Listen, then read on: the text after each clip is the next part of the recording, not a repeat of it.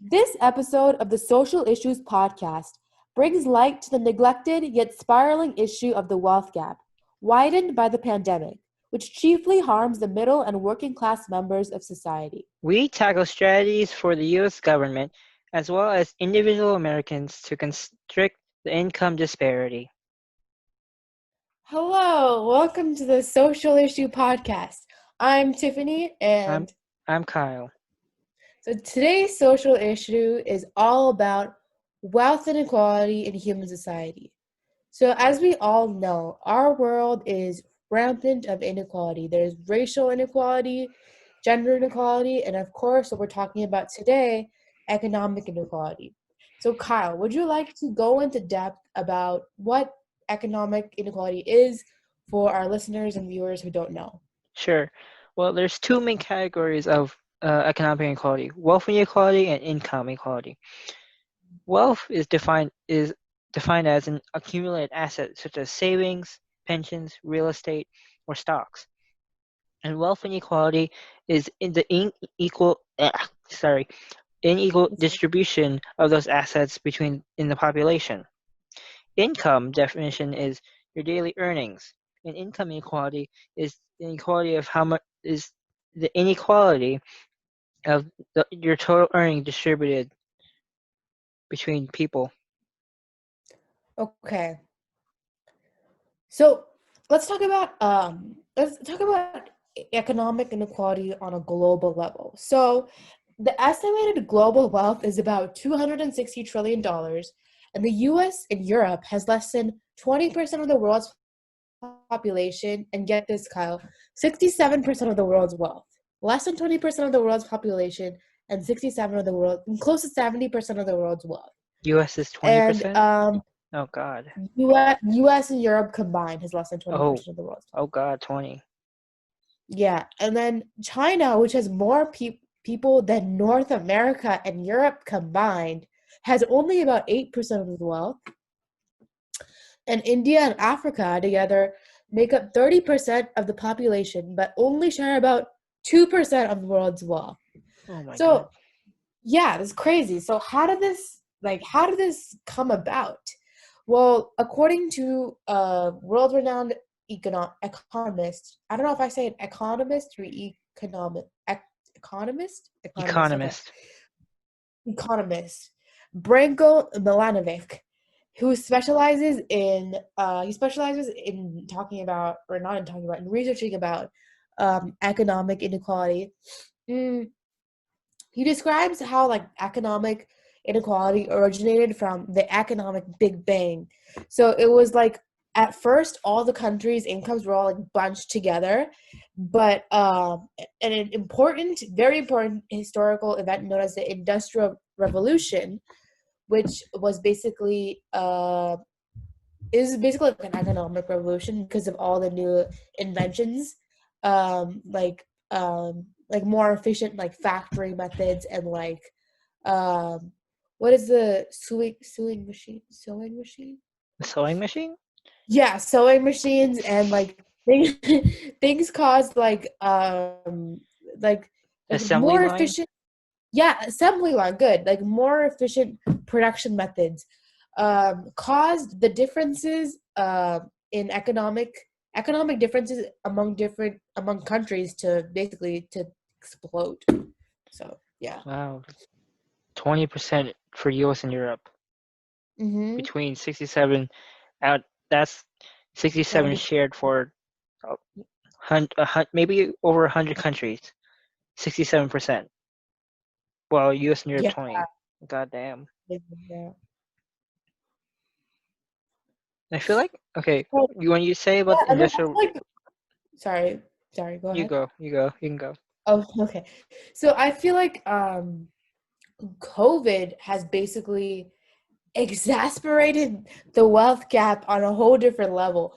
So, um, so COVID-19, a whole bunch of minimum wage, like a lot of industries which have minimum wage jobs, like the retail industry, the hospitality industry, the travel Restaurants. industry, restaurants, bars, all of them are closed. All of them all of them laid off. They all laid off their employees, and now they're like stuck at home with no jobs, and this has just widened the gap more and more and more.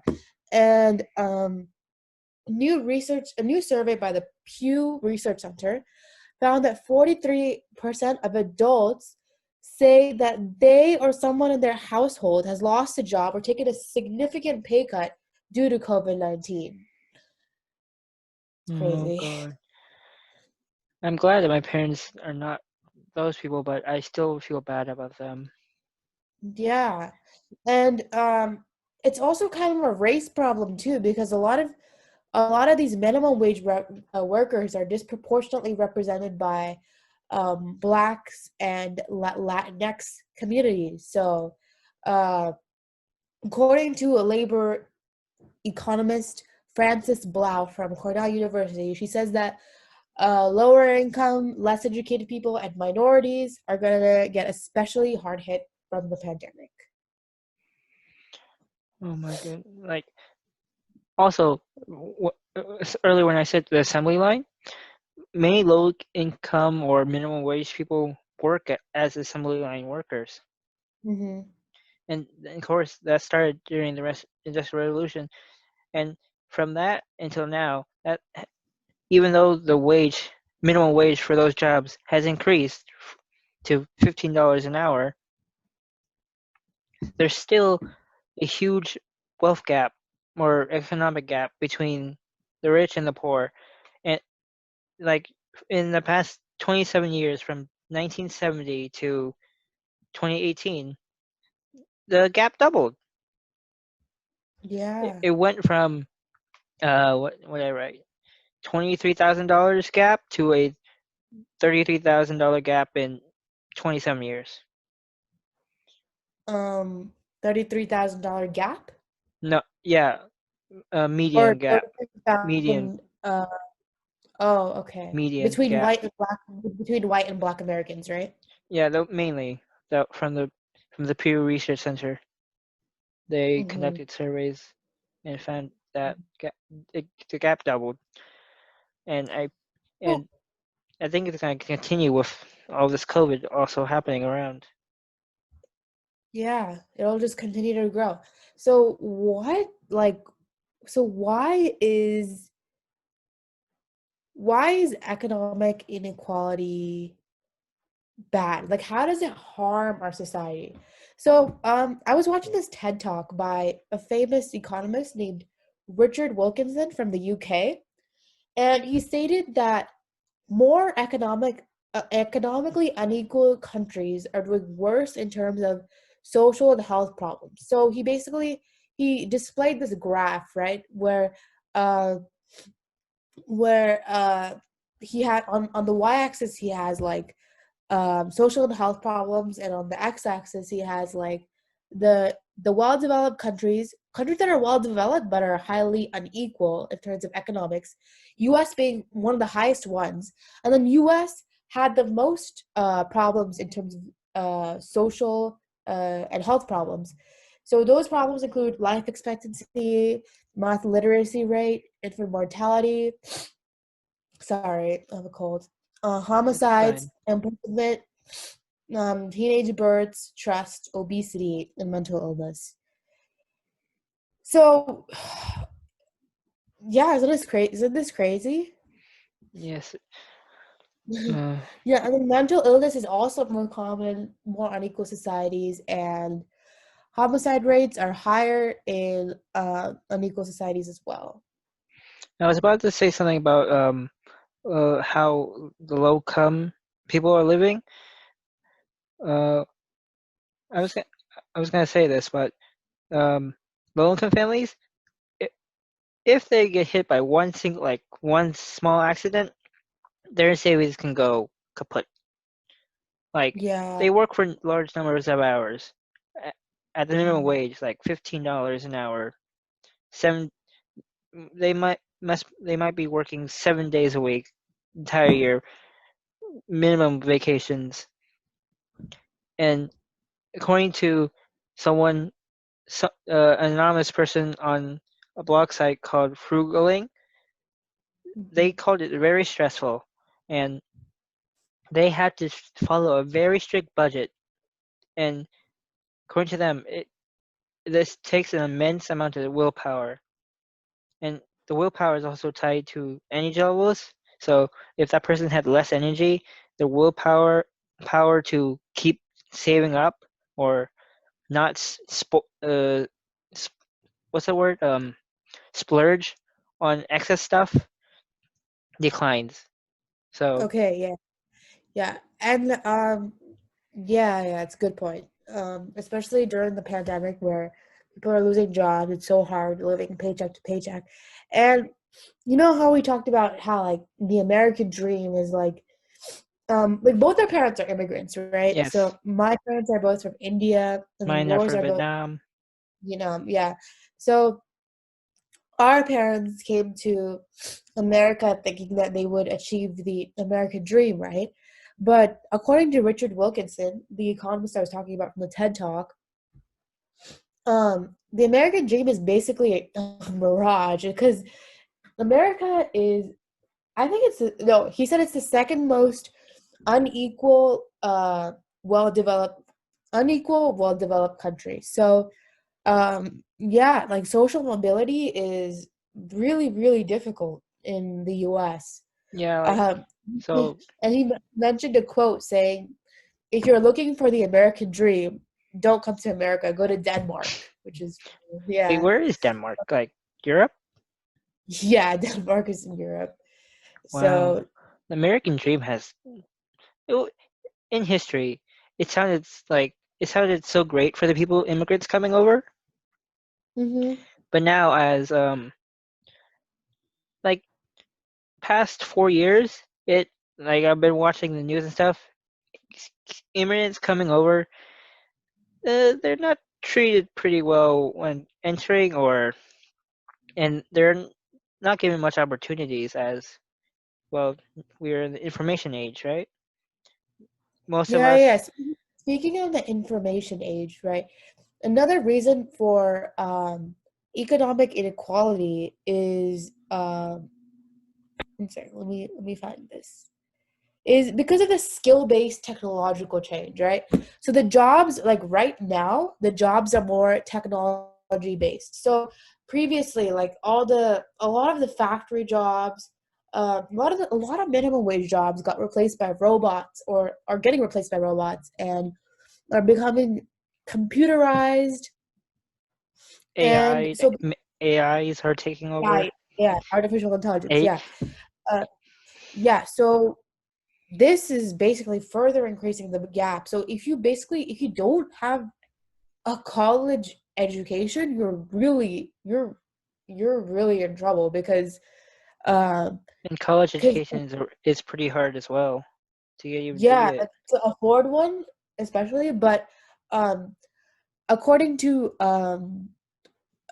according to John Green's video on economic inequality, uh the number of college-educated people living in poverty has doubled from 3% to 6%. And get this, Kyle, the Hmm. number of people with a high school degree living in poverty has went from 6% to a whopping 22%. So it's very, very hard to survive in this economy without a college degree, Yeah, and especially without I feel like like student debt plays the biggest role in this. Like, yeah. Before talking about student debt, it's also important to talk about how um, people who are less technologically equipped, it's much harder for them to survive during this information age where yeah, where if they all the don't, jobs yeah, if they don't, technol technologically based, which require like skills like coding and things like that. yeah, they're like, okay, they're first off low income, so they can't really splurge on a new good computer that can run good coding software or other tech stuff that could lead to a good job in this industry. And if they were able to access, they'd have to take a huge learning curve just to learn it, and that would take time and money from them, I believe, making it harder. Mm-hmm. Mm-hmm. So let's talk about how the Trump administration, um, how the Trump administration like did so far in terms of battling wealth inequality. So Kyle, what do you think that I Trump helped close the gap or widen the gap? I think I think he's widening the gap so much further. But He our has? huh? Yeah, Oh, he has. Uh, according to um, according to a website called Fast Company, um, so they say that the U.S. Census Bureau data confirmed that income inequality has hit its highest level since the federal government started tracking it 5 decades ago. So the richest 1% of Americans now rake in one-third of the country's net worth, while the bottom half of the population scrapes by with only 1%. highest in So 5 decades. the economy is growing, but the fruits of that growth aren't equally shared. So the rich are going high or faster than the lower. Yeah, yeah, the economy is growing, but still, it's not equally distributed at all. Did Trump Um, say it was inequality is down? Did he say no, that or something? he said I don't remember, but He probably said he lowered it. probably. And then it says today's wealth concentration, so like the wealth distribution has returned to levels last seen during the Roaring Twenties. So Oh, Roaring Twenties. yeah, the Roaring That Twenties. didn't lead well. I'm Yeah, sure. yeah. So I mean, but you can't really blame the wealth gap entirely on Trump because it's this data came after like decades of economic growth. So now let's take a look into what Biden in how Biden plans to fight economic inequality.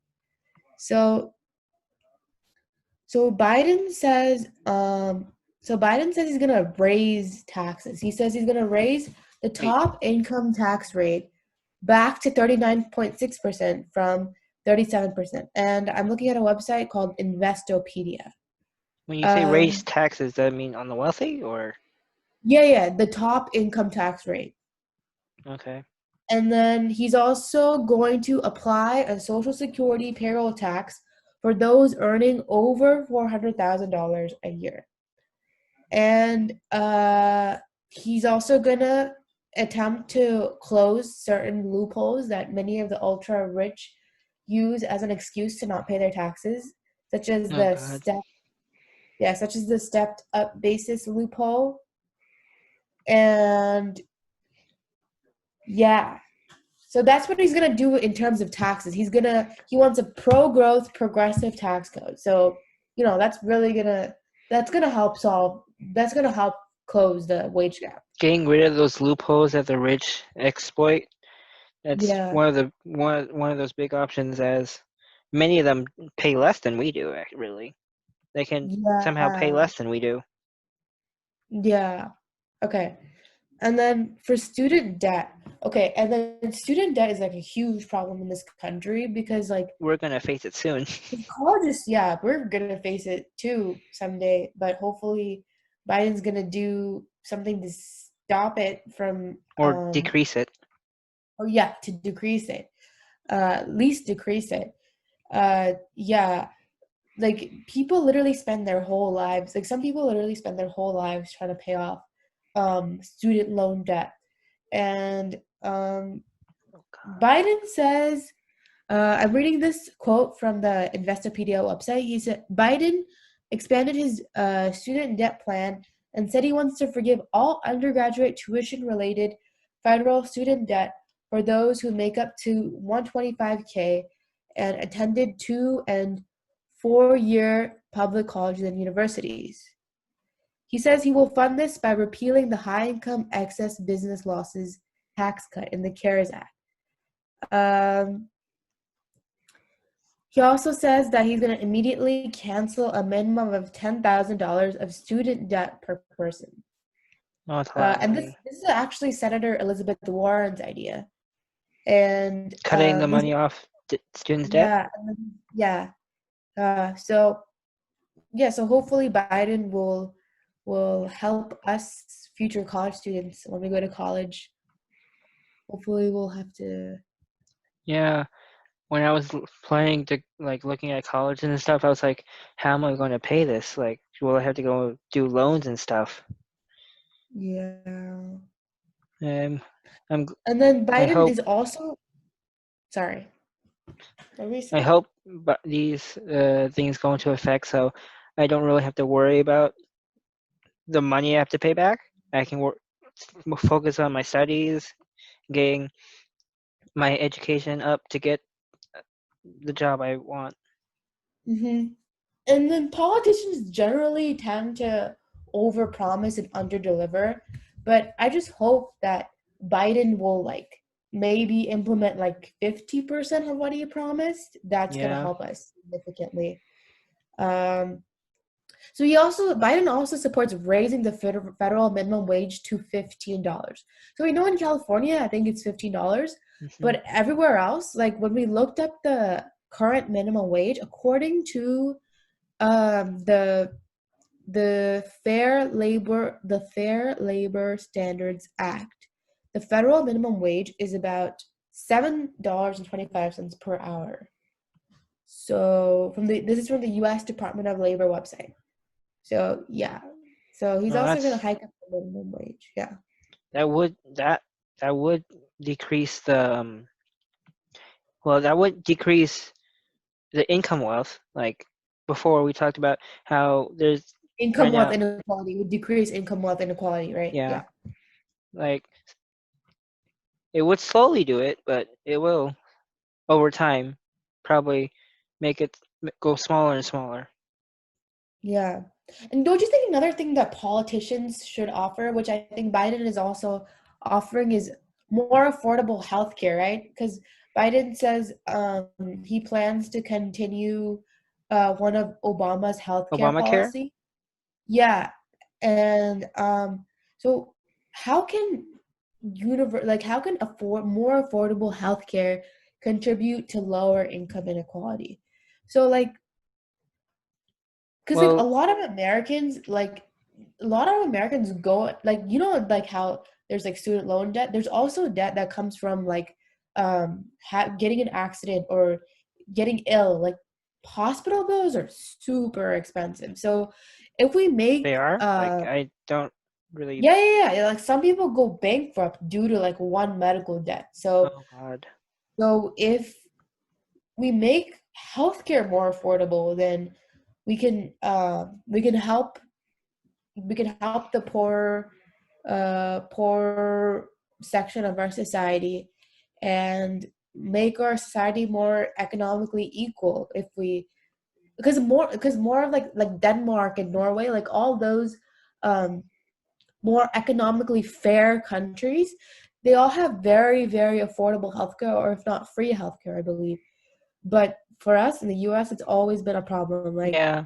Healthcare is Yeah. always But yeah, by the article "Views on Reducing Economic Inequality" by Julian, Ruth, and Rakesh, they say that they discovered through surveys that more than half of the U.S. think that the federal government has the responsibility to offer Americans a good high quality K through 12 education and good health care.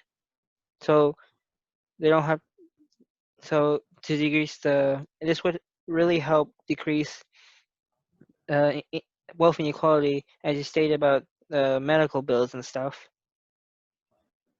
Yeah.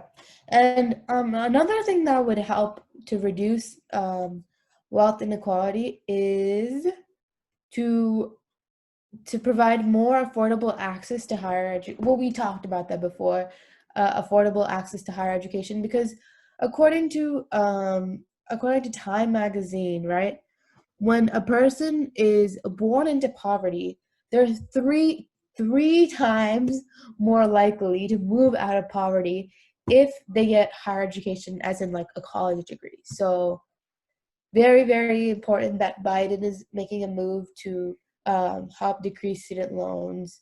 And yeah. So, Kyle, what do you think we as Americans, like we as individuals, what can we do to um, help slow down economic inequality? Well, we could. Well, one thing is during election times and stuff, we could vote for political officials or political officials who believe in ending wealth inequality. Um, one what your vote counts. Every vote counts. Um, and yeah, vote for public of- political officials that would actually try to solve this problem.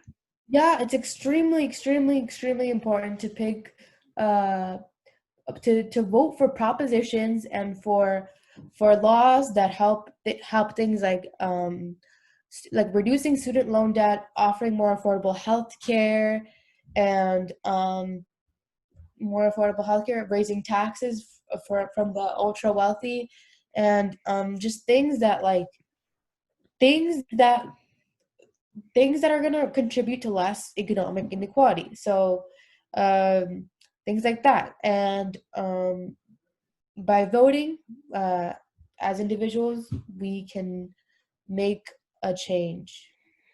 Well, while the political stuff only happens a few years and every few years at a time, something that you can do right now would be donate to charity. Yeah, we can also help the ones who are like dire in need of food and shelter and clothing and resources.